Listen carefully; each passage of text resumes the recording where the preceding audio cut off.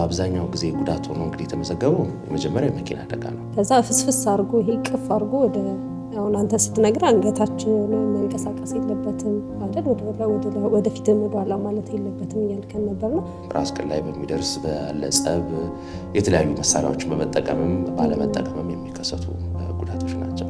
እዚህ ጭንቅላት ላይ አደጋ ደርሶ ብዙ ጊዜ ቀለል አድርገን ልናያቸው እንችላለን። ተመቶ ሊሆን ይችላል፣ ወድቀው ሊሆን ይችላል፣ ወይም ደግሞ የመኪና አደጋ ደርሶባቸው ግን ችግር የለውም ተብሎ ብዙ ጊዜ ይታለፋሉ እና ምን አይነት ምልክቶች ሲኖራቸው ነው አስጊ የምንለው እና ሕክምና ቦታ ላይ መምጣት ያለባቸው? ጸብ ተነሳ ከቦይፍሬንድ ጋር እንደዚህ ነገር መሰለኝ። ከዛ ተጋጭታ ተመልሳ መጣች። እንደገና ተኮራርፏል። ገባችና ተኛች ነው። ጠዋት ላይ ሲመጡ አልነቃለችን። አሁን እጅ ቢሰበር በግልጽ የምታስተውሉ ነገር ይሆናል። ምክንያቱም ስራውን አይሰራም፣ ከፍተኛ የሆነ ህመም አለው። እጅ የሚንቀሳቀስ ነገር ነው። እግርም ልክ እንደዚሁ ማለት እንችላለን። ራስ ቅል ግን ራስ ቅላችንን ለብቻ ላይ የተናናንቀሳቀሰው። ስለዚህ እዚች ጋር የመታኝ ቦታ ነው፣ ቅጥቅጥ ነው ወይ እንደዚህ ነው ብሎ ብዙ ጊዜ ተውትና እንቅልፋቸውን ይተኛሉ። በተኙበት ሰዓት ላይ ያ ደም ይሰፋና መጠኑ ከሰፋ በኋላ አንጎልን ይጫናል አይነት ነው። ያን ጊዜ በተኙበት ስለሆነ እዛው ራሳቸውን ደግሞ ለሁለተኛ ጊዜ የሚያሰታቸው ቤተሰብም ሳያውቅ ጠዋት ላይ ስነቃ ወይ ራሱን ስታለች ከደረሱ በህይወት እያለ ከደረሱ ካልሆነ ህይወታቸው የሚያልፍበት ሁኔታ እንደዛ ይኖር ይችላል።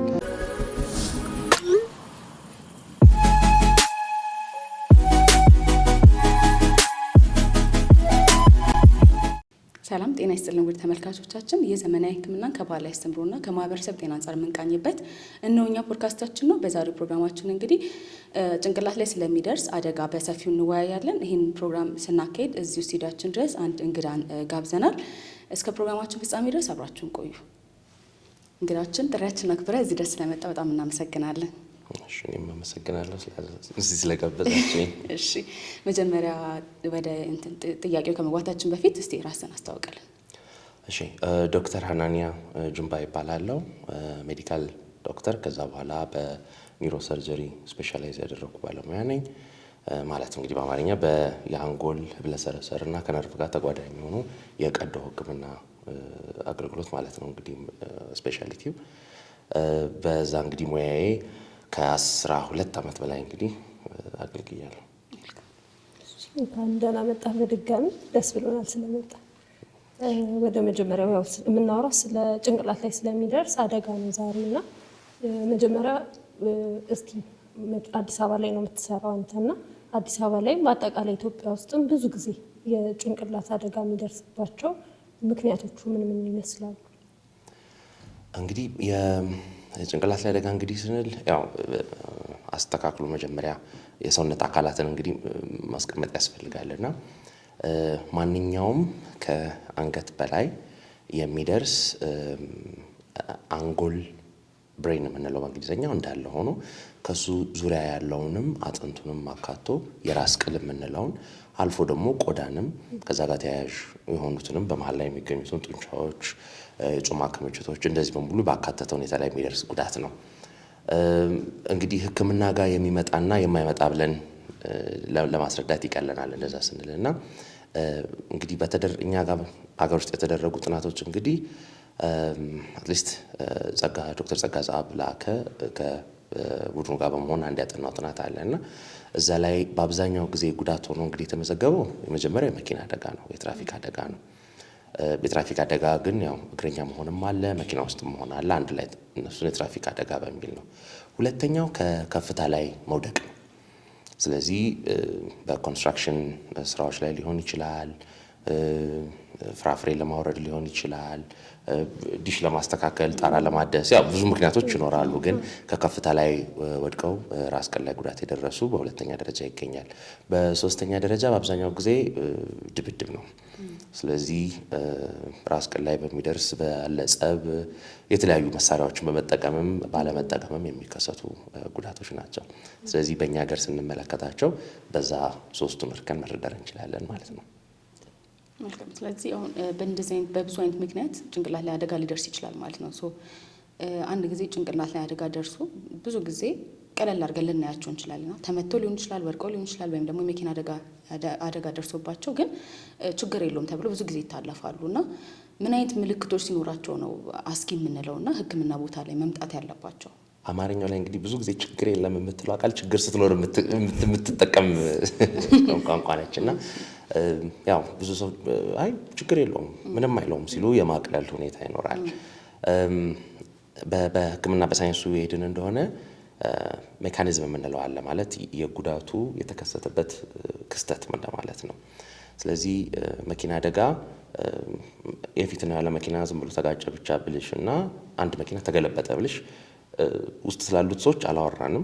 ግን የመኪና አደጋው ግን ክስተቱ ራሱ ከባድ የሚባል አይነት በሚሆንበት ጊዜ የሚደበቁ እንደዚህ አይነት ጉዳቶች ሊኖሩ ይችላሉ። ስለዚህ ክስተቱ ከፍተኛ በሆነበት ጊዜ ወደ ጤና ተቋማት መሄድ ያስፈልጋል ነው አንዱ ይሄ ነው። ሁለተኛ ራስ መሳት አለ ወይስ የለም የሚለው ነገር በጣም ወሳኝ ነገር ነው። ማንኛውም አይነት ራስ መሳት ካለ ወደ ጤና ሆስፒታሎች ወይም ጤና ጣቢያዎች መሄድ ግዴታ ነው ማለት ነው። ስለዚህ ራስ መሳት ካለ መልሶ አገገመም አላገገመም ነቃም አልነቃም ወይም ነቃች አልነቃችም ቢሆን ግን ወደ ጤና ተቋማት መሄድ ግዴታ ያስፈልጋል ማለት ነው። ከዛ ውጪ ማንኛውም አይነት የሚደሙ ሰውነት ላይ አይን ላይ ወይም የሰውነት መዛል መስነፍ እንደሚጥል ሰው የሚያንቀጠቅጥ አይነት ነገሮች የሚታዩ ከሆነ ራሱ ተጎጂ ወይም ተጎጂዋ ፎከስ አድርጎ አስቦ ማስተዋልን የሚጨንቃቸው ከሆነ ሂሳብ ለመደመር ትንሽ ግር የሚላቸው ከሆነ አዞረኝ አይነት የባላንስ መሳት አይነት የልጅ እያለን አዙረኝ አታዙረኝ እንጫወት በነበረበት ጊዜ ልክ እንደምትዞሩ አይነት መዞር አይነት እንደዚህ ስሜቶች ካሉ ወደ ጤና ተቋማት መሄድና ተገቢውን ምርመራ ማድረግ አስፈላጊ ነው። አሁን ራሳቸውን ባይስቱና አሁን አንደኛው አስጊ የምንለው ምልክት ራስ መሳት ነው ብለናል። ራሳቸው ባይስቱስ ሌሎቹ ምልክት ብቻ አይተን መምጣት ይኖርባቸዋል ማለት ነው አይደል? እንደ ግዴታ አይደለም። ራስ መሳት ግዴታ አይደለም። እንዲያውም አብዛኛውን ጊዜ ራስ ከመሳት ውጪ መፍዘዝና መደንዘዝ ብቻ ሊሆን ይችላል መገለጫው። ስለዚህ መጀመሪያ ላይ የሚያሳዩት ምልክት መፍዘዝ፣ መደንዘዝ ወይም እንደ መደነባበር የመሰለ አይነት ይሆናል። እነዛን ባለመመርመርና ባለመታየት ሚስ ሊደረግ ይችላል። ከውስጥ እያለ ቀስ እያለ የሚደማ ወይንም ስራውን የሳተ የአንጎል ክፍልም ሊሆን ይችላል እና ያለመገኘት የመሳት እድሉ ከፍተኛ ይሆናል። በሽታውን ሳንደርስበት በቶሎ ሳናውቀው እንቀራለን ማለት ነው። ያ ደግሞ ራስ ቅል ላይ በሚሆንበት ጊዜ እስከ ሞት ድረስ ሊያደርስ የሚችል ነገር ነው ማለት ነው። ዘላቂ ጉዳት ብቻ ሳይሆን እስከ ሞትም ድረስ ሊሄድ የሚችል።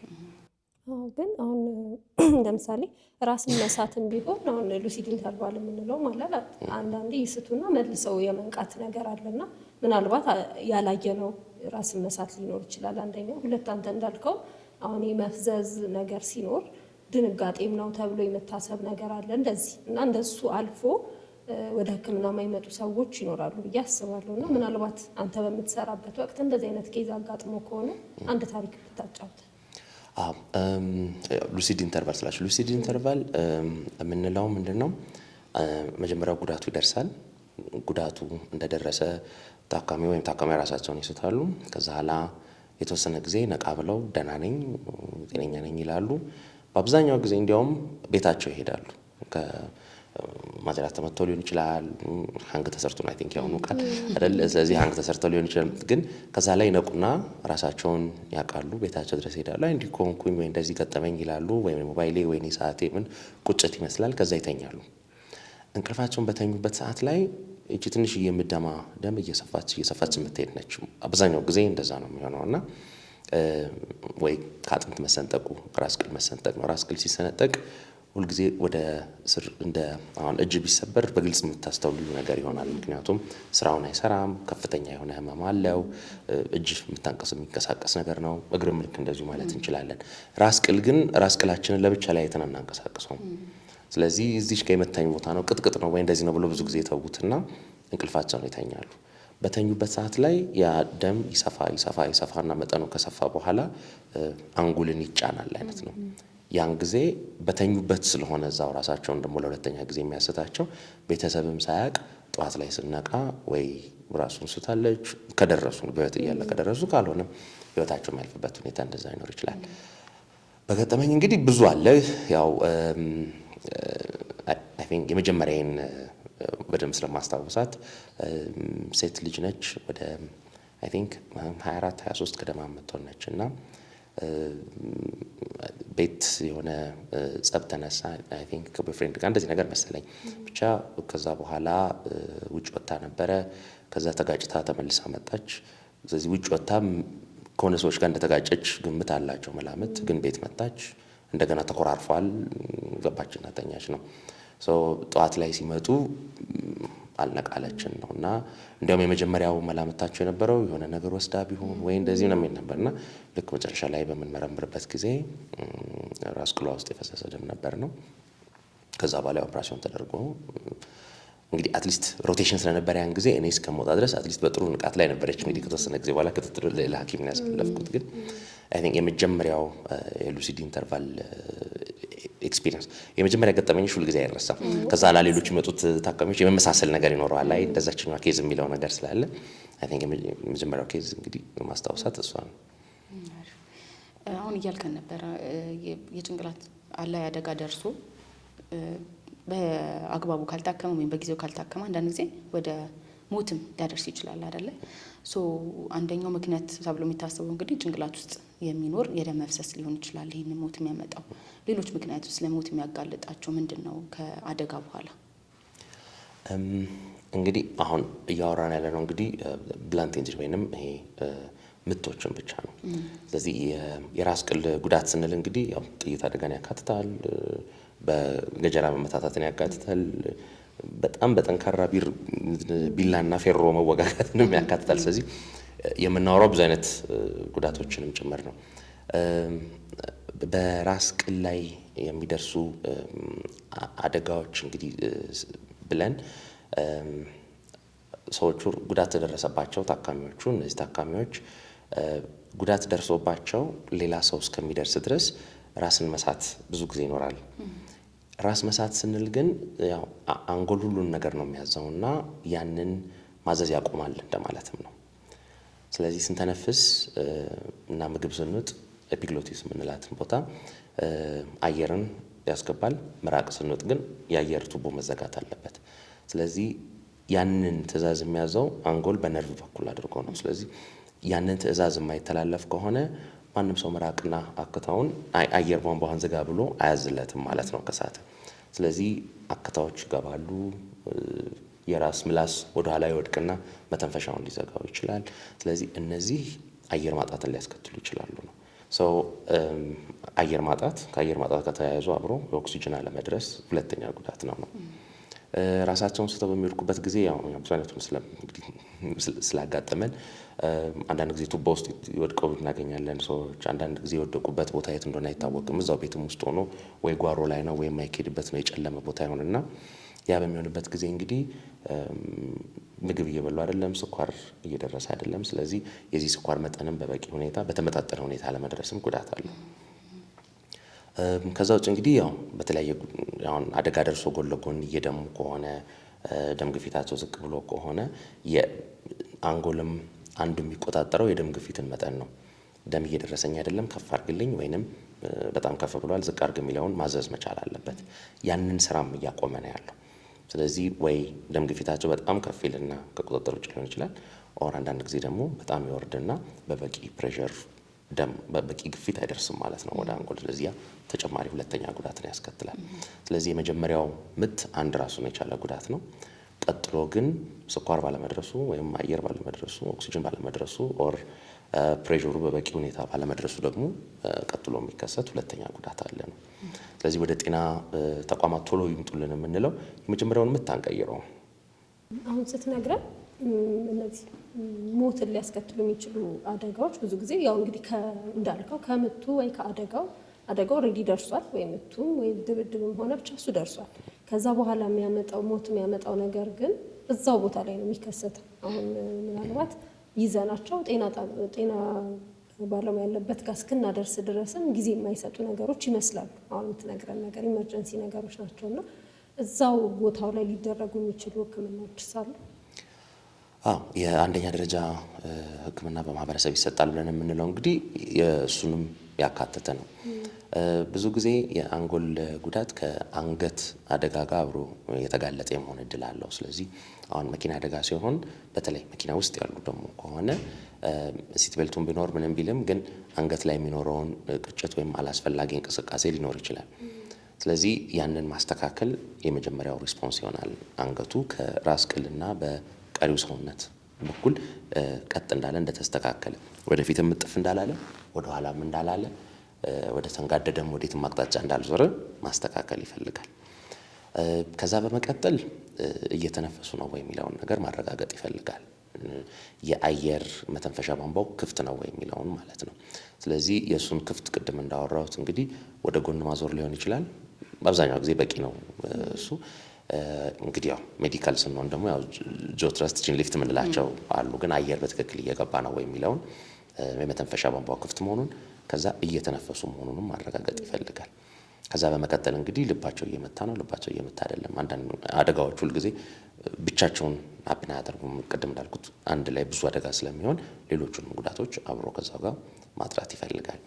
እነኚህ ስልጠናዎች እንግዲህ በተለያየ መልኩ እንግዲህ በተለያየ ቦታ ይሰጣሉ። እና ሄልዝ ኤክስቴንሽኖችን ለመስጠት በጤና ሚኒስቴር የተያዘ ብዙ ኢኒሼቲቮች አሉ፣ ብዙ ጅማሮች አሉ። የተለያዩ የድንገተኛ ማህበረሰብ ሶሳይቲ ሌሎችም በዩኒቨርሲቲም ደረጃ በሆስፒታልም ደረጃ እንደዚህ ወደ ማህበረሰቡ እየተወጣ ይህንን ትምህርት ለማስተማር ለተመረጡ ቡድኖች የሚደረጉ የተለያዩ እንቅስቃሴዎች አሉ። ምን ያህል እንግዲህ በርትቶ ይሰጣል የሚለው ነገር እንግዲህ ማየት የሚኖርብን ነው። በሙያ አንጻርም እንግዲህ ይህንን ሙያም እንዲማሩት የምንፈልጋቸው አሉ። አምሹር አሁን አውሮፕላን ላይ አደጋ ቢደርስ ሆስቶሶቹ አይ ቲንክ ቀዳሚ የሆነው ኢትዮጵያን ኤርላይንስ እዚህ ላይ ብዙ ስልጠናዎች እንደሚሰጥ አውቃለሁ። ሌሎቹም እንደዚሁ አይነት ቦታዎች ላይ መሰጠት መቻል አለባቸው የሚል እምነት አለ። አሁን ምንም አይነት እውቀት ለሌለው ሰው ግን በቀላሉ ማድረግ የሚችላቸው ነገሮች ምንድን ናቸው? አደጋ ደረሰ ሲባል በጣም አስደንጋጭ ሁኔታ ነው አይደለም የሚሆነው። በቀላሉ ያለምንም እውቀት ወይም ያለምንም ትሬኒንግ ማድረግ የሚኖርባቸው ሲምፕል ነገሮች ካሉ እስቲ። እንግዲህ የመጀመሪያው ሁልጊዜ መሆን ያለበት አደጋው ከደረሰ በኋላ ስለወራሽኝ ነው፣ ግን አደጋው እንዳይደርስ መጀመሪያ ነገሮችን ማስተካከል ነው። ስለዚህ አደጋዎቹ እንዳይደርሱ ምንጣፍ ማድረግ ሊሆን ይችላል። ህጻናት ባሉበት ክፍል የጠረጴዛ ጠርዞች እንዳይመቷቸው ማስተዋል ሊሆን ይችላል። መከለል ሊሆን ይችላል። ማስተካከል ለአደጋ ራስን አለማጋለጥን የመሰለ ነገር የለም። እንግዲህ ቨረንዳ ግሪል የሌለው ቨረንዳ ጫፍ ላይ እንግዲህ ቁጭ ብለን ረጅም ሰዓት አናወራም። የመውደቅ እድላችንን ከፍ ያደርገዋል አይደለም። ስለዚህ መጀመሪያ መከላከልን የመሰለ ነገር የለም። ስለዚህ እንደዛ አደጋዎች እንዳይደርሱ መኪናም ቢሆን ተገቢውን አይደለም መጠንቀቅ ማድረግ ያስፈልጋል። እንደ አሽከርካሪም እንደ ፔዴስትሪያንም እንደ ተንቀሳቃሽም እነሱን ማስተዋል ያስፈልጋል ነው። ከዛ በመቀጠል እንግዲህ አደጋው ከደረሰ በኋላ ስለሆነ እያወራን ያለ ነው። ቀድሞ ምን አይነት ምላሾችን እንሰጣለን የሚለውን ታሳቢ አድርጎ ማስቀመጥን የመሰለ ነገር የለም። አደጋ ሲከሰት አማክሮ በዚህ ጊዜ ይከሰታለሁ ብሎ የሚመጣ ነገር አይደለም። ስለዚህ መደናገጥ፣ መደናበሩ ይበልጥ ነገሮችን በትክክለኛ እንዳናስብ ወደ ቀልባችን እንዳንመለስ የሚያደርገን እሱ ነው። ስለዚህ ማስተዋል የሚኖርብን እንግዲህ እነዚህን ነገሮች ቢከሰቱብኝ ምን አደርጋለሁ የሚለውን ቀድሞ መዘጋጀትን የመሰለ ነገር የለም። እኛ ሀገር እንደ ሟርትም ስለሚቆረጥ ነው የሚቆጠር ነው። አይ እንደሱ አታውራ፣ አይ እንዲሆናል ብለህማ አትበለኝ አለ። በቤቴም ያለ ነው፣ ሌላም ቦታ ላይ ያለ ነው እና ያንን ቀድሞ አሰባስቦ ሊያጋጥም ይችላል። እንዲህ ችግር ሊከሰት ይችላል። ያኔ ምን እናደርጋለን የሚለውን ማሰብ ያስፈልጋል። ከዛ ውጭ ግን ያለ ስልጠና እንግዲህ ተለቅ ያለ ስልጠና ሳንሰጥ ማድረግ የምንችላቸው እነዚህ ኤ ቢ ሲ የምንላቸው ነገሮች አውቶማቲክ ናቸው። ለእኛ በፊደልም ኤ ቢ ሲ ዲ ተብሎ የተቀመጠው በፊደሉም ለማስታወስ እንዲያመቸን ነው። ኤ ስንል ኤርዌይ ነው። ስለዚህ የአየር መንገዱ እንደማለት ነው። ስለዚህ አፍንጫ፣ አፍ፣ ከዛ ኋላ ጉሮሮ፣ ትራኪያ ብለን እስከ ሳምባ ድረስ ያለው ክፍት ነው የሚለውን ነገር የማየት ጉዳይ ነው። አብዛኛው ጊዜ ምላስ ነው የሚወድቀው። ስለዚህ ሁልጊዜ ማስታወሻችን ኤ ነው። ስለዚህ ኤ እስከተባለ ድረስ ወደ ጎና ዙሮ እቺ ምላስ እንዳልደፈነች ማረጋገጥ ነው። ጣት መክተት ምናምን አያስፈልግም። ለዚህ አንዳንድ ጊዜ ሲጀር ሊከተል ይችላል፣ መንቀጥቀጥ ሊከተል ይችላል፣ መንከስ ይመጣል። ስለዚህ ጣትም እንደገና ሊቆረጥ ነው፣ ሊደማ ነው፣ ሌላ ተጎጂ ሊፈጥር ነው ማለት ነው። ስለዚህ ጉዳቱ ተከስቷል። ኤ መጀመሪያ ላይ እሱን እናስተካክላለን። ቢ እየተነፈሱ ነው ወይ ነው። ስለዚህ እንዳይተነፍስ የተጫነው እንዲያለው ነገር ካለ አስተካክሎ መያዝ ያስፈልጋል። ሲ ሰርኩሌሽን ነው። ስለዚህ የልብ ምቱ አለ ወይ ቼክ ማድረግ ይፈልጋል። ስለዚህ እነዚህ ነገሮች ማስተካከል አውቶማቲካሊ የሚሰሩ ናቸው። ዲ ዲስኤቢሊቲ ብለን ነው የምናየው እኛ። እንግዲህ ዲስኤቢሊቲ የምንለው የተጣመመ የተንጋደደ እንትን ያለ ካለ ነው። ስለዚህ የአንገትን የማስተካከል እና ቀጥ የማድረግ ሁኔታ አስፈላጊ ነው። እንደው አሁን እንትን ላይ እኛ ሀገር ላይ የሆነ አደጋ ሲደርስ የሆነ ነገር እናድርግ ብለን የምንሮጥ አይነት ህዝቦች ነን እንዳጠቃላይ ብዬ ነው የማስበው። ማለት የሆነ ነገር ማድረግ አለብኝ ይላል ሰውና ከዛ ፍስፍስ አድርጎ ይሄ ቅፍ አድርጎ ወደ አሁን አንተ ስትነግር አንገታችን መንቀሳቀስ የለበትም ማለት ወደፊትም ወደኋላ ማለት የለበትም እያልከን ነበርና ልምዶች አሉ። ከዛ ደግሞ ፍርሃቶችም አሉ። በተለይ ደግሞ አሁን የትራፊክ አደጋ ሲደርስ ማንም ሰው ሄዶ እዛ ጋር ታካሚ መንካት አይፈልግም። ምክንያቱም የሚደርስብን ደግሞ ይሄ ህጋዊ የሆነውን ነገር አብዛኞቻችን ስለማናውቀው ማለት ነው። እና ስህተቶችስ ኮመን የሚደረጉ ስህተቶች እዛ ጋር ያያቸው ካሉ እንደዚህ አደጋ በደረሰበት ቦታ? እውነት ነው። በተለይ እናንቀሳቅስ የሚለው ውሳኔ ላይ እጅ እግር ያዝ በል ይባልና እንግዲህ የመሸከም አቅምን እንጂ የታካሚ ሁኔታ ለማስተዋል አለ። አፋፍሶ በቃ መኪና ውስጥ አስገባዋለ። መኪና ውስጥ ለማስገባት እኛ ጋር ብዙ ጊዜ አነስ ያሉ መኪናዎች ይኖራሉ። አሁን ፌትስ ምናምን ስለሚሆኑ በተገኘው መኪና ነው የሚገባው እና እዛ ውስጥ የመክተት ሁኔታዎች አሉ። እንግዲህ አሁን አንድ ማስተማር የሚኖርብንም እንግዲህ እናንተም እንግዲህ እዚህ ላይ የምታግዙን ምንድን ነው የሚደርሱ ጉዳቶችና መንከባከብ ያለብን በተለይ የአንገት ኮላር የሚለው እንዴት መሆን መቻል አለበት። ከዛ በኋላ ኤቢሲ የሚሉትን ነገሮች እንዴት እናስተካክላለን። ይህንን ማስተማር ብቻ ነው መፍትሄው ሊሆን የሚችለው። ሌሎቹም ዓለማት ላይ አስተምረው ነው ማህበረሰባቸውን እዚህ ደረጃ ያደረሱት። ስለዚህ የዩኒቨርሲቲ ትምህርቶች ውስጥ ይሁን ሃይ ስኩል ላይ እናወርደው። ይሄ እንግዲህ አብሮ እንግዲህ ጤና ሚኒስቴር ከትምህርት ሚኒስቴር ጋር ሆኖ አብሮ የሚሰራ ስራ ይሆናል። ግን እንዴት አድርገን ይህንን ማስተማር አለብን ነው። ማህበረሰቡን እስካስተማርን ድረስ ይህን ለውጥ ማምጣት እንችላለን። የትራንስፖርቱን በተመለከተ እንግዲህ አሁን ሰሞኑን እየወጡ ያሉት በዓለም ላይ ያሉት እንግዲህ ጥናቶች ትንሽ አምቡላንስ ብቻ የመጠበቅ ነገር የሚለውን እንደመተውም እየመጣ ነው። ያው የምዕራባውያንን ጥናት ቀጥታ አምጥተን እኛ ሀገር ላይ እንተገብረዋለን ብንል ልክ ላይሆን ይችላል። ግን እነሱ ጋር አሁን ምን አለ አምቡላንሱ ካለበት ስቴሽን ተነስቶ ደርሶ ታካሚውን አንስቶ ተመልሶ እስኪመጣ ድረስ ያለውን ሰዓት ይለኩትና ቀጥታ በትክክለኛ ያው በሰለጠነ ሰው ተይዞ ወደ ጤና ቅርብ ወደ ጤና ተቋማት ቢመጣ የትኛው የተሻለ ሰዓት ነው የሚለውን አንድ ራሱን የቻለ ክርክር አለ። ባለሙያ መያዙ ሁልጊዜ ጠቀሜታ አለው። እንግዲህ እነሱ በደቂቃዎች ሆኖ በደቂቃዎችም አምቡላንሶቻቸው የራሳቸው መስመር ኖሯቸው የራሳቸው ከሱም የተሻለ ሲስተም አለ ወይ የሚለውን እያጠኑበት ያለበት ሁኔታ ነው። እኛ ያ በሙሉ እንግዲህ ተግዳሮቶቹ እንዳሉ ሆኖ ማለት ነው የትራንስፖርት መንገዳችን ተግዳሮት እንዳለ ሆኖ እና የምናወራውም እንግዲህ ኢትዮጵያ ነው። ብዙ ጊዜ ስለ ቅድመ አምቡላንስ ስናወራ ብዙ ሰው ስብስብ ቢልና አዲስ አበባ ላይ ይመጣል። ግን እያወራን ያለ ነው ኢትዮጵያ ነው እና ስለዚህ ገጠር ላይ አንድ ቦታ ነገር ተከሰተ ብንል መኪና የማይገባበት በጣም ብዙ ቦታ አለ ሀገራችን ውስጥ። ስለዚህ በጋሪ ነው የምናጓጉዘው፣ በባጃጅ ነው የምንወስደው አይደል? ይህንንም ታሳቢ ማድረግ ይፈልጋል። ስለዚህ ማህበረሰባችንን ማሰልጠንን የመሰለ ነገር የለም። ስለዚህ እንዴት አድርገን ይህንን ግን ብዙ የሰለጠነ ማህበረሰብ እንዴት እንያዝ ነው እንግዲህ ትውልዶች በፊት እንግዲህ መሰረተ ትምህርት ተብሎ አይደለም ጊዜ ያንን መቀየር የተቻለ ከሆነ ይህንን ደግሞ አሁን ደርሰንበታል። መቀየር ማንችልበት ምንም ምክንያት የለም ነው። የህግ ተግዳሮቶችን አስመልክቶ እንግዲህ የስልጠናው ይወስናል። ለምሳሌ የፖሊስ አባላትን የመጀመሪያ ስልጠናቸውን እነሱ አንድ ሰው ጉዳት ደርሶበት ብታይ በአካባቢው ማን አለ የሚለውን መዝግብ እናያዝ ነው። ስለዚህ እንዲህ የለበሰ እንዲህ አይነት ሰው ምናምን ብሎ ትምህርታቸው ራሱ ያ ነው የሰለጠኑ። ስለዛ ነው። በአንጻሩ ደግሞ እንደኛ አይነት ጤና ባለሙያ ደግሞ የሆነ ሰው ወደቀ ብትኝ እኔም ዙሪያው ማን አለ ማን የለም አይደለም የሚታየኝ። መጀመሪያ ላይ ሄዶ በዚህ ኤቢሲ የምትለው አውቶማቲክ ሆኖ ታካሚውን እዛ ጋር የመታደግ ሁኔታ ነው። እንደ ማህበረሰብ ያለውን ነገር እንዴት በትክክለኛ ሁኔታ መዝግቦ በኋላ ላይ ግን ጤናውን ደግሞ ለመታደግ የሚለውን ነገር ግዴታ ማድረግ ይኖርብናል። ከሰለጠን ደግሞ ግዴታችንም ይሆናል ማለት ነው። ስለዚህ ይህንን ማቻቻል ይፈልጋል። ፍርሃቱ አንዳንድ ጊዜ ከሚፈለገው በላይ ነው። ግን የዛ ነው ያህል ደግሞ አንዳንድ ጊዜ ደግሞ እንግልትም ይኖረዋል። የለም ማለት አይደለም፣ እውነታውን እንረዳለን። ወድቆን ያገኘነው ምን እናርግ በሚልበት ጊዜ ማህበረሰቡ በአቅራቢያ ያለውን ፖሊስ በአቅራቢያ ያለውን ኮሚኒቲ ፖሊስ እንዲመጥራትና ያንን ማድረግ ይፈልጋል። ግን የመጀመሪያ ደረጃ ሕክምና ግን መሰጠት መቻል አለበት። ያ ነፍስን መታደግ ስለሆነ ሁልጊዜ ቅድሚያ የሚያገኘው እሱ ይሆናል ማለት ነው። ስለ መከላከልም እያወራህን ነበር። ያው ዋናው የምናተኩረው እንደ ሀገርም አይደል በፖሊሲያችንም መከላከልን ቤዝ ያደረገ ነው።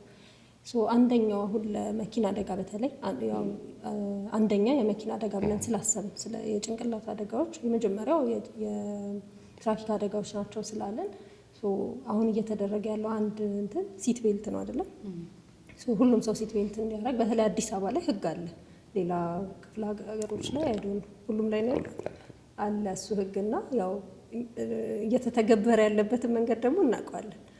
በተለይ ታክሲዎች ላይ ብዙ ጊዜ ጣል አድርጊያት ምናምን የምንባለው ነገር አለ። አብዛኞቹ ሲት ቤቶች አይሰሩም፣ ግን ያው እናረጋቸዋለን። የሚሰራም አለ።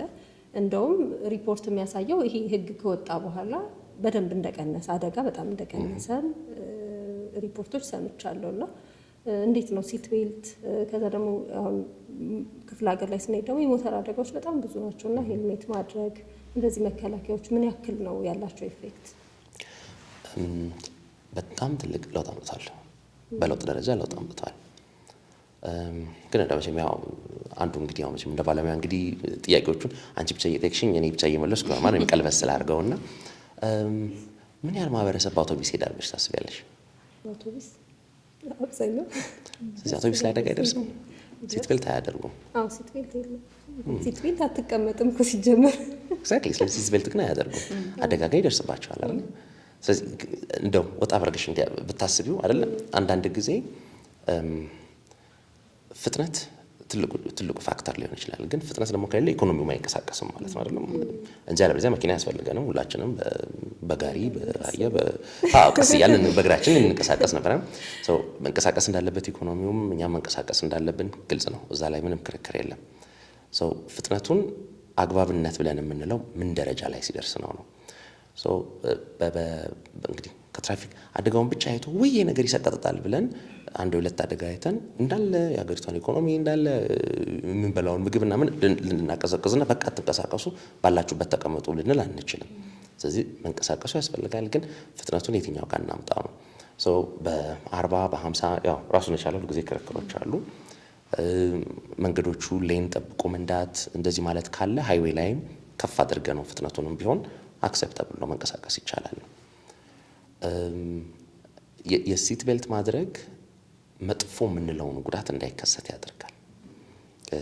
ብዙ ጊዜ አደጋዎች ሲከሰቱ መኪናው ተጋጨ ብቻ ሳይሆን ከዛ በኋላ ተወርውረው ኢጀክትድ ሆኖ የምንላቸው መስታወት ጋር ዳሽቦርድ ከመጋጨት ሌሎች ባድ ነገሮች መግባት እንዲህ አይነት ነገሮች ስላሉ መጥፎ የምንለውን አደጋ በጣም ይቀንሳል። ዓላማው አደጋው ጠፋ አይደለም። ሲት ቤልት ስላደረግን መኪናው ሳይጋጭ ፍሬናይዝም ግን መጥፎ የምንለውን አደጋ ግን እንዳይከሰት ያደርጋል። ስለዚህ ጉዳት ደርሷል፣ አደጋው ተከስቷል። ግለሰቦች ላይ የሚደርሰው ጉዳት ግን በጣም የቀነሰ ይሆናል። ስለዚህ ይሄ ማለት ሞትን እንቀንሳለን። ከከፍተኛ ጉዳት መካከለኛ አነስተኛ ብለን ብናወራው ከከፍተኛ ያለውን ፐርሰንት ወደ መካከለኛ ወይም ከመካከለኛ ያለውን ወደ አነስተኛ እንወስዳለን ማለት ነው። ስለዚህ ዋናው ዓላማው ሲት ቤልት ያንን ማድረግ ነው። ሄልሜት በአንጻር በጣም ትልቅ ለውጥ ነው ያመጣል።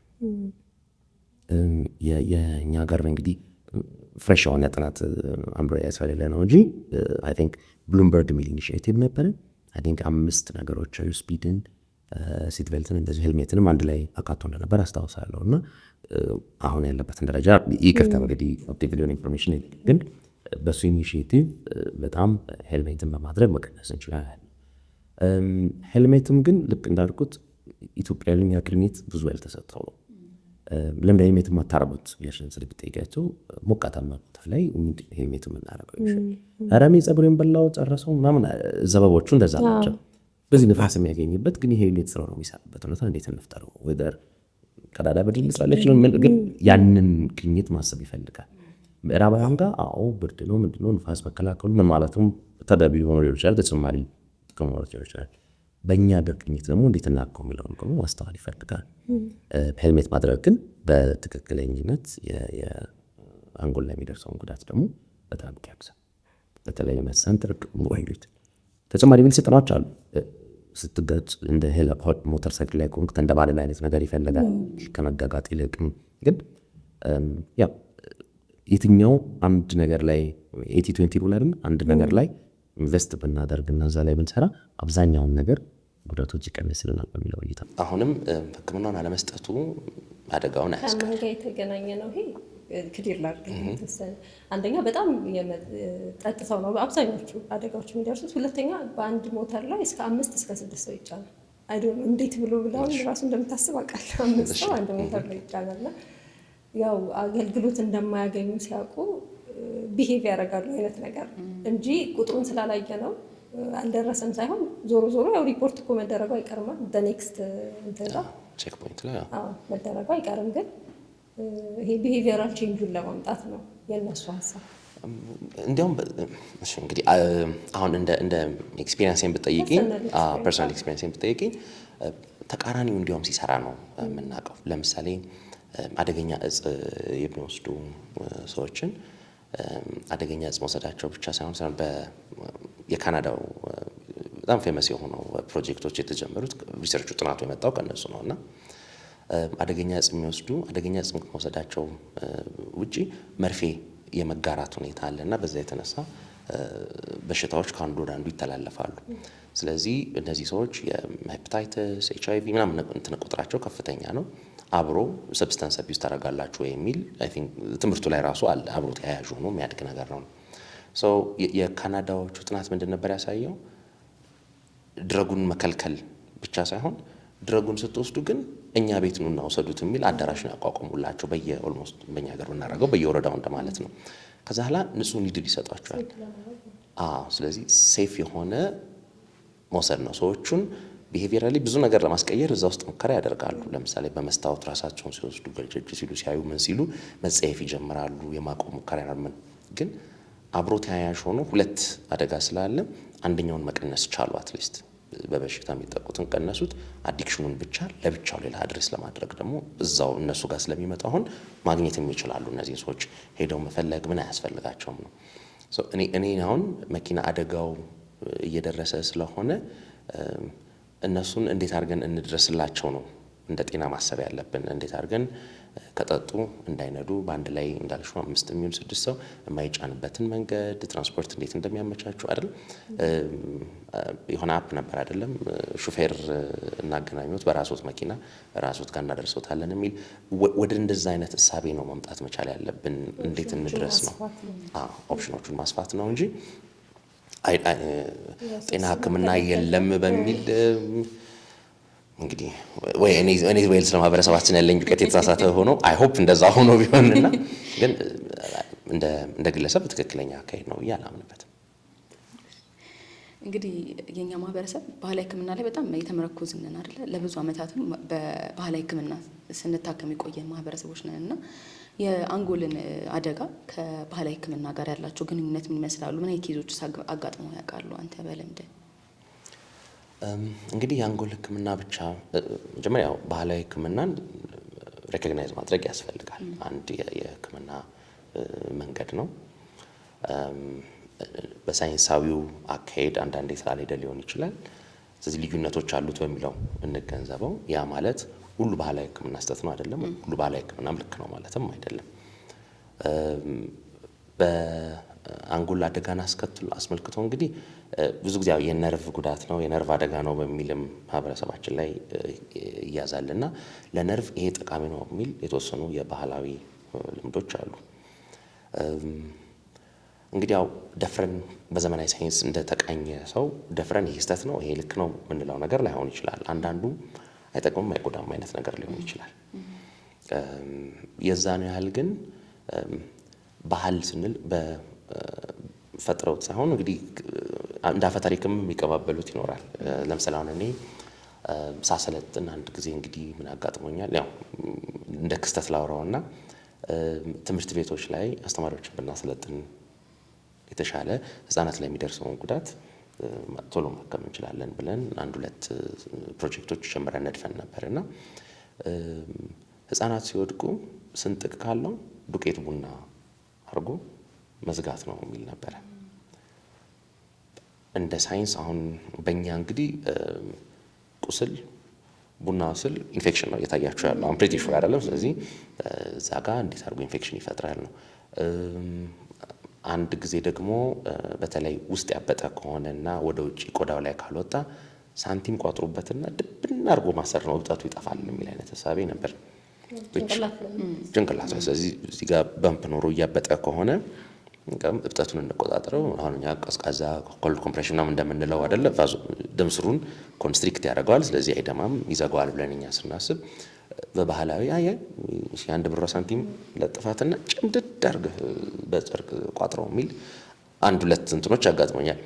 ይህንን እንግዲህ ሁለቱም አዲስ አበባ ላይ እንግዲህ ገጠመኝ ነውና በጣም ጥሩ። ስለዚህ በሳንቲም ይታሻል ሲያብጥ የሆነ ነገር በሳንቲም ሲታሽ ይጠፋል የሚባል ነገር በዚህ ቀን እብጠቱ አንድ ቦታ ኮንሰንትሬት ማድረግ ፋንታ ዲፊውዝ አደረገ ነው እንጂ እብጠቱ ውስጥ ይላል መድማቱ ውስጥ ይላል አይደለም።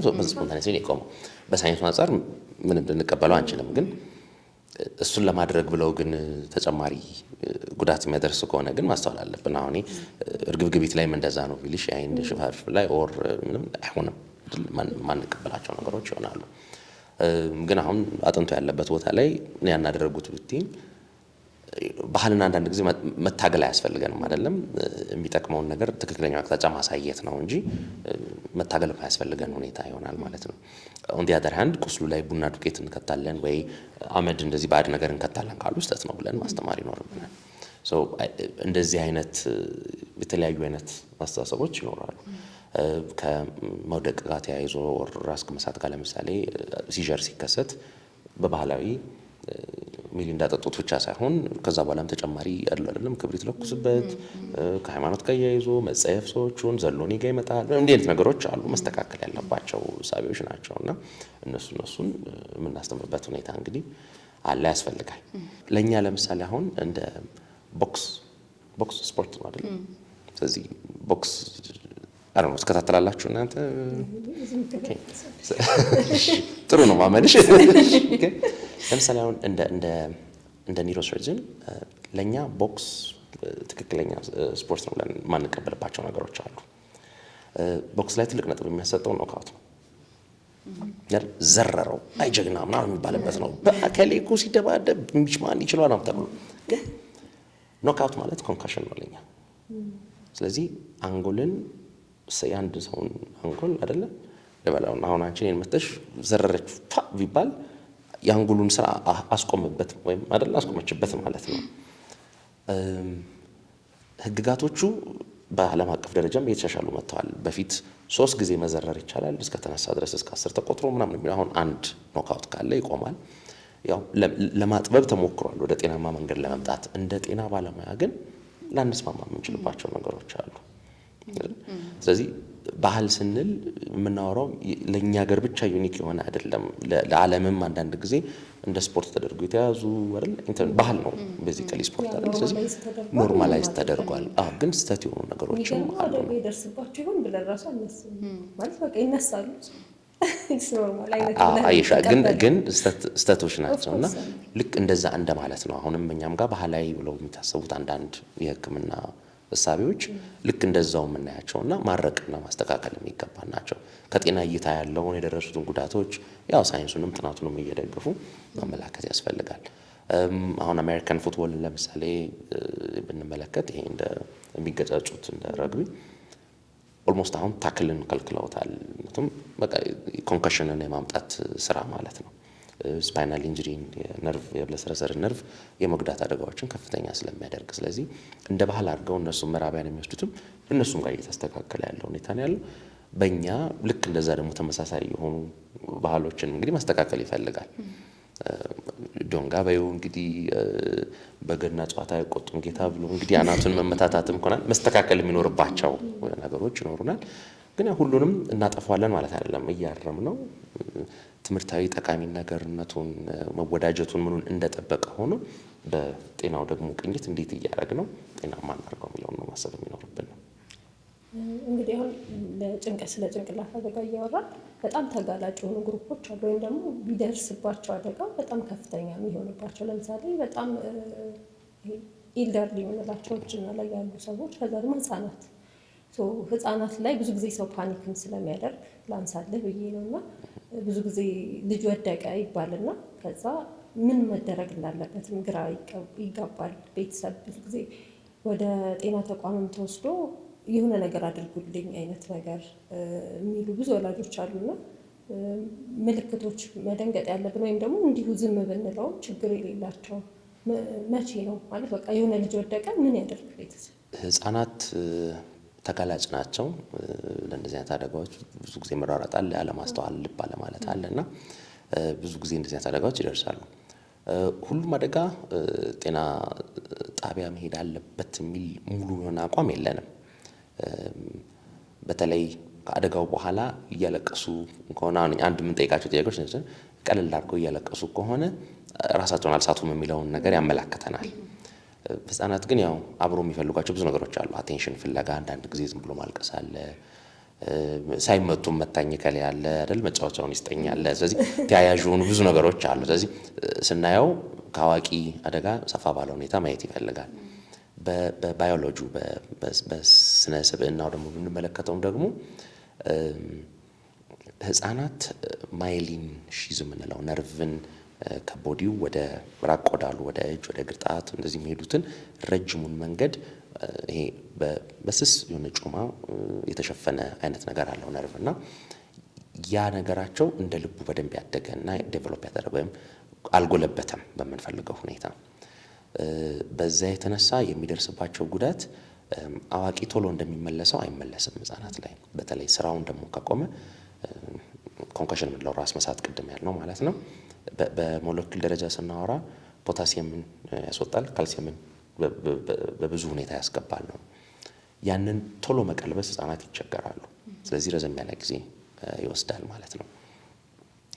ስንቀጥል ህፃናት ላይ ዲሌይድ የምንለው በጣም የሚያስፈራው እንዲያውም ዲሌይድ ኢንጁሪ የምንለው አንድ አደጋ ይደርስና አንጎል ነቅተዋል፣ ቤዚክ ስራዎቻቸውን ተመልሰዋል። ግን ደም ግፊት እንደ ድንገት ብድግ ቢል ቶሎ መመለስ፣ ቶሎ ደግሞ ዝቅ ቢል ቶሎ ከፍ አድርግ ብሎ የመስጠት እንደዚህ ስራዎችን ለጊዜው ሳይጀምረው ይቀራል። ስለዚህ ተሽሏቸዋል፣ ደህና ናቸው ብለን አሁንም እንደገና ሁለተኛ ሲጫወቱ ሁለተኛ ጉዳት ሲደርስ ከፍ ሲል ፕሬሸሩን የሚቆጣጠር የለም። የመጀመሪያው ያንን ተቆጣጣሪ ሴንተር እንዳይሰራ አረገ፣ ሁለተኛው ፕሬሸሩን ከፍ አረገው። ስለዚህ ጭንቅላታቸው ውስጥ ኮንቲኒየስሊ በየሴል ደረጃ በሚባል ሁኔታ ደም እንዲበዛ ያደርግና ራሱ አንጎል ይነፋና ከአቅሙ በላይ ይወፍርና መንቀሳቀሻ ያጣል ራስ ቅል ላይ ማለት ነው። ስለዚህ የኮንከሽን የሚታዩትን ምርመራዎች ማየት ያስፈልጋል። አንዳንድ ጊዜ 24 ሰዓት ኦብሰርቭ ማድረግ ብቻ በቂ ሊሆን ይችላል። በ24 ሰዓት ውስጥ የሚኖራቸውን ሪስፖንስ አይተን ከዛ በኋላ ሁለተኛ ጉዳት ግን እንዳይከሰት በጊዜ ገደብ መግታት ያስፈልጋል። አንዳንድ ጊዜ 2 ሳምንት ይሆናል፣ አንዳንዴ እስከ 4 ሳምንት እስከ 1 ወር ድረስ ተጨማሪ ሁለተኛ ጉዳት የሚያጋልጥ ነገር ውስጥ እንዳይሳተፉ ማዘዝ ይኖርብን ይሆናል ማለት ነው። ወላጅ የሚያየው ግን እንደው ምልክቶች ካሉ እንግዲህ ፎከስ፣ አቴንሽን፣ አፕታይት ማጣት፣ ከዛ በኋላ ያው ቦታው ቁስሉ ሲነካ የማመም፣ አንዳንድ ጊዜ አንገታቸውን ሲያንቀሳቅሱ የሆነ ቦታ ላይ ብቻ ለየት ያለ አለ። እንግዲህ ያው የራስ ቅል ጉዳት ብለን አንድ ላይ የሱ ስፔክትረም ውስጥ ለምንከተው ቻይልድ አቢዩዝም እዛ ውስጥ የሚካተት ነው። በተለይ ይሄ ህፃናትን ይዞ ንቅንቅ ማድረግ፣ ቤት ውስጥ ሁሉ ጊዜ የሚደበድብ ሰው ይኖራል፣ ቤተሰብ ሲመጣ ዝም ይባላል። እንዲህ አይነት ነገሮች የሚኖሩም ጥርጣሬም የሚኖራቸው ከሆነ አይ ቲንክ ጤና ተቋም መጥቶ ስካን ማድረግና ማየት ይቀላል። ምክንያቱም ትልልቆቹ ነገሮች ማየት እንችላለን። ሲቲ ስካን ማድረግ ትልልቅ ነገሮችን ያሳዩናል። ይሄ ኮንከሽን ስራውን ብቻ ግን ዲሴብልድ ሆኖ የሚመለሱ አይነት ነገሮች ሲሆኑ ነው ብዙ ጊዜ ለመለየት ቻሌንጂንግ የሚሆነው ለጤና ባለሙያ ፈታኝ የሚሆነው እና አይ ቲንክ እነሱንም ኦብዘርቬሽን እና ከዛ በኋላ ሁለተኛ አደጋዎችን መቆጣጠርና መከለል የተሻለ ነው። ከዛ ውጭ እንግዲህ ቅድም የጠቀስችልኝ አዛውንት ላይ የሚደርስም እንደዚሁ ጉዳት ሲሆን አዛውንት ላይም ከፍተኛ የመሆን ሁኔታ አለው። አዛውንት ላይ ኢንዌይ ለእኛ እንደ ኒውሮሰርጀን እንግዲህ ብዙ ጊዜ ኦፕራሲዮን ስለሆነ የምናደርገው የሚጠቅመንም ነገር አለ። ያው አንጎል እንግዲህ ሰው ልጅ ሲወለድ የተወሰኑ ነርቭ ኒውሮኖችን ይዞ ይወለዳል። ከዛ እድሜ በገፋ ቁጥር እነሱን እየመነዘርን ነው የምንኖረው። ስለዚህ አዛውንት ሲሆን ብዙ ጊዜ እነዛ ተመንዝረው ስላነሱ የተወሰነ ክፍተት ይሰጣል። ስለዚህ አንጎል ላይ ደም ሲደማ ምን ሲል ብዙ ጊዜ ቶለሬት ያደርጋሉ። እንደ ምህረት ነው ብለን ያዘው እንግዲህ ክፍተት ይሰጣል እና ስለዚህ ያንን ቶለሬት ያደርጋሉ። በአንጻሩ ደግሞ ደም ስሮቹ በተለይ በአንጎል ሽፋን የምንለው ዱራ የምንለው እና በአጥንት መካከል መጣበቅን ይፈጥራል። ስለዚህ ወደዛ አካባቢ የሚሄዱት ደም ስሮች የመወጠር ሁኔታና ሪጅድ የመሆን ነገር አለ በእድሜ የሚመነጭ። ስለዚህ ትንሽ ጉዳትም ቀለል ያለ ለምሳሌ ታክሲ ስወርድ ገጨኝ ሊሆን ይችላል፣ ወይ የተከፈተ መስኮት ገጨኝና ሸት አድርጌ ተውኩት ሊሆን ይችላል። ከትንሽዬ ደም ይሆንና እየሰፋ 2 ሳምንት 3 ሳምንት በኋላ የሆነ ሰውነታቸውን አስልፎት ወይ አዝሎት እንዲህ ተብሎ ክሮኒክ ሱብዱራል ሆኖ ብዙ ጊዜ እናገኛለን። ቀለል ባለ ኦፕሬሽን ብዙ ጊዜ የምንቀለብሰው ነው። ስለዚህ በቀላሉ ይደማሉ ማለት ነው። እነሱ በቀላል በምንላቸው ግጭቶች የመድማት እድላቸው ከፍተኛ የመድማት እድል አላቸው እና የደማውን ደግሞ ቶሎ የመዝጋትም ሁኔታ አይኖርም። በደም ስሮቹ ምታይልም የአንጎሉም ራስ ቅሉን ግጥም አድርጎ ስላለያዘው ትንሽም ሲደማ እፍን አድርጎ የማቆም ሁኔታ የለውም። ስፔስ ክፍተት ስላለው ያዛ ውስጥ የመስፋት ሁኔታ ሊኖር ይችላል። መልካም።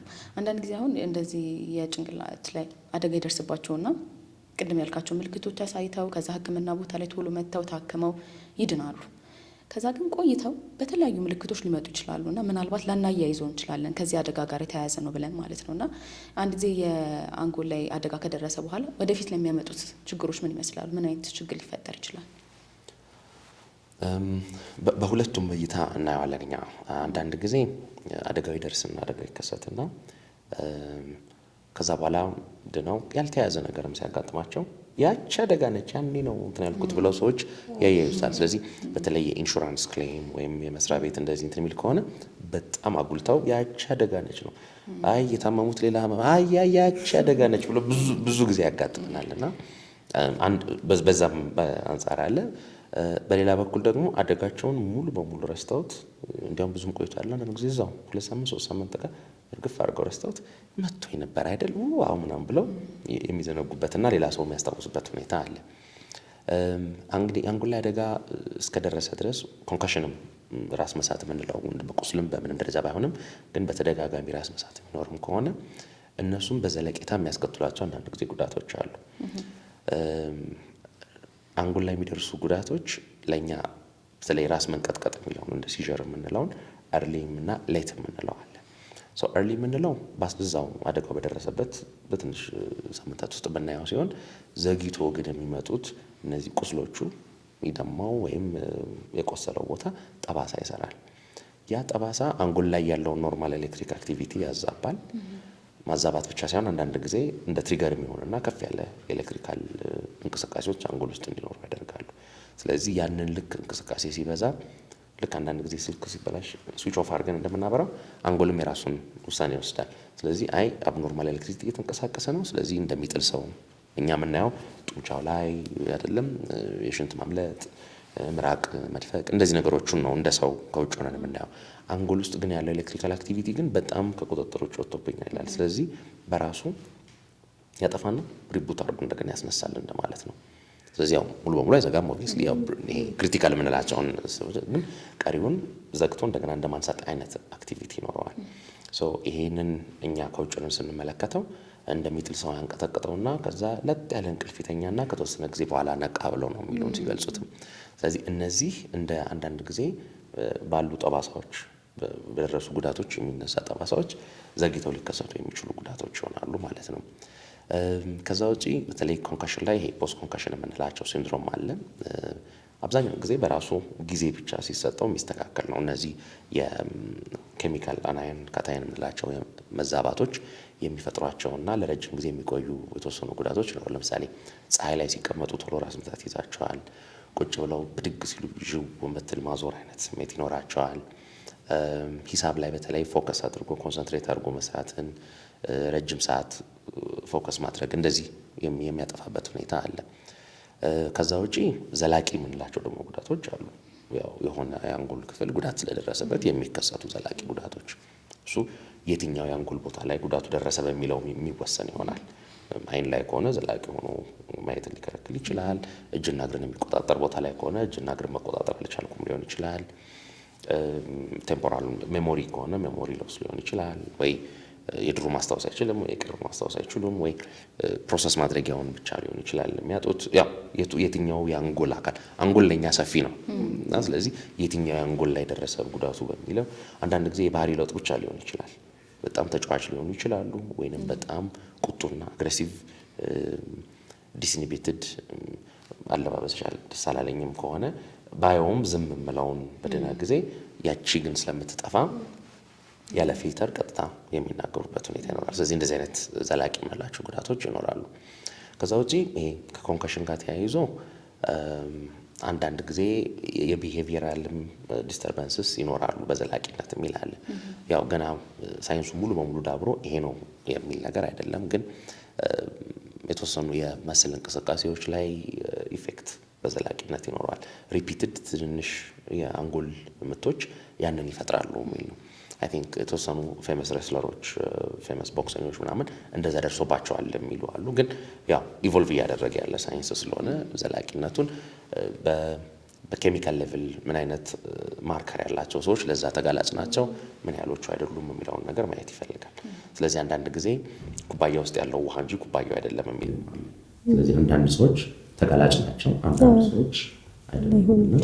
ስለዚህ አንድ አይነት አደጋ ደርሶባቸው ተጋላጭነታቸው ሞር ይበልጥ አፌክት ያደርገዋል። በዘላቂ ደረጃ ስንመለከት መቀነስ ብቻ ላይሆን ይችላል፣ የሰውን አቅም መጨመርም ሊሆን ይችላል።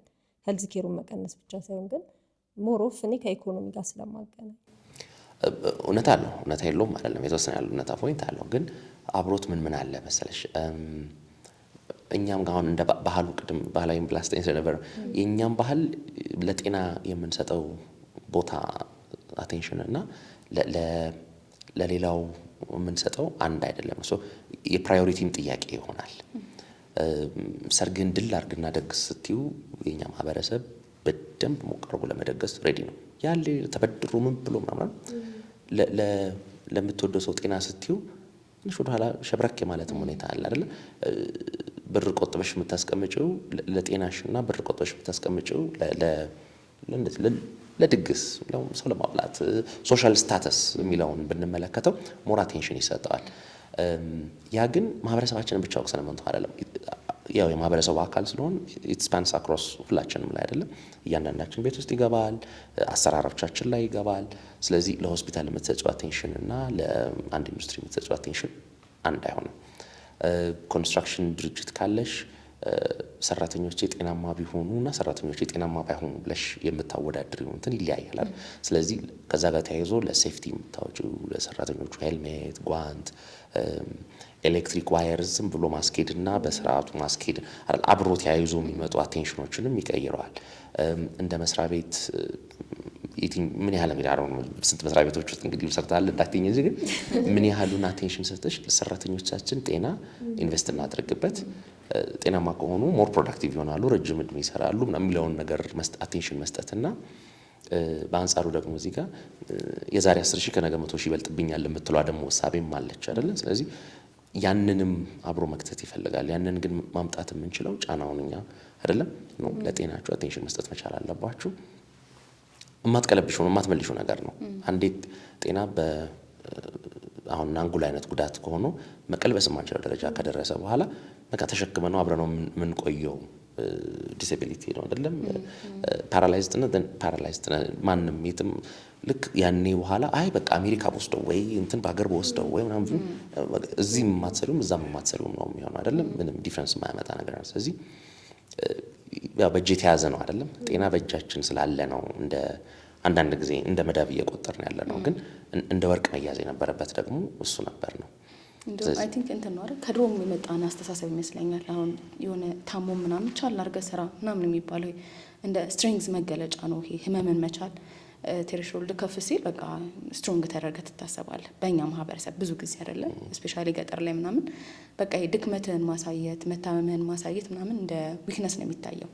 ከዛ ደግሞ እንደ ገቨርንመንትም ብዙ ጊዜ ሄልዝ ላይ ኢንቨስት አይደረግም አይደለ? ኤፊሸንሲን ከሄልዝ ጋር የማያያዝ ነገራችን በጣም ዝቅተኛ ነው። ሜቢ መብላትን ሊሆን ይችላል እንደ ቢግ ዲል የምናየው እንጂ ጤና መጠበቅ፣ ራስን መንከባከብ ምናምን የሚሉትን ነገሮች ለኤፊሸንሲ እና ለኳሊቲ ኦፍ ላይፍ ይሄን ያህል ኢፌክት አላቸው ተብሎ አንደርስታንድ የማድረግ ነገር የለንም እንደ ማህበረሰብም እንደ ገቨርንመንትም ማለት ነው። አይ ቲንክ እሱም ችግር ነው ብዬ አስባለሁ። እንግዲህ ምን ልጨምርልሽ የምችለው እሱ ነጥብ ላይ ምንድን ነው የበፊቱን ትውልድ ወቅሰን ብቻ ልናደርገው የምንችለው ነገር ግን አይደለም አይደለ? አሁን የበፊቱ ትውልድ እኮ ቲክቶክ አልነበረውም። የበፊቱ ትውልድ በፌስቡክ ፕላትፎርም አልነበረውም። የበፊቱ ትውልድ ጥያቄ ከጠየቀ በኋላ ላይብረሪ ለማግኘት ብዙ ኪሎ ሜትሮችን መሄድ አለበት፣ መጋፋት አለበት። ፎቶኮፒ ለማድረግ አይደለ ብዙ ችግር አለበት። እንግዲህ ማታ ደግሞ ከፍለሽን ሲቹዌሽን ደግሞ ኮንሲደርሽ ማታ ላይ መብራት አልነበረም ምን የሚለውንም ሁሉ እያካተትን ነው የምናወራው። አሁን ያንን ሁሉ እኛ አግኝተናል አይደል? ሰበባችን ምንድነው አሁን ጥያቄ? አሁን ላይ እኛ ነን ይሄንን ነገር ማስተካከል የምንችለው አይደል? እጃችን ላይ ያለ ነው። ስለዚህ አሁን ስለ አንጎል ጉዳት ስንል ኤኒቲንግ ስልካችሁን አውጥተው አይደለም የኔ ተማሪዎች አሁን ሬዚደንቶቹን ምኑን ስልካቸውን እንዲህ ብለው አለ የተባለውን ሪሰርች የማግኘት እድላቸው በጣም ከፍተኛ ነው።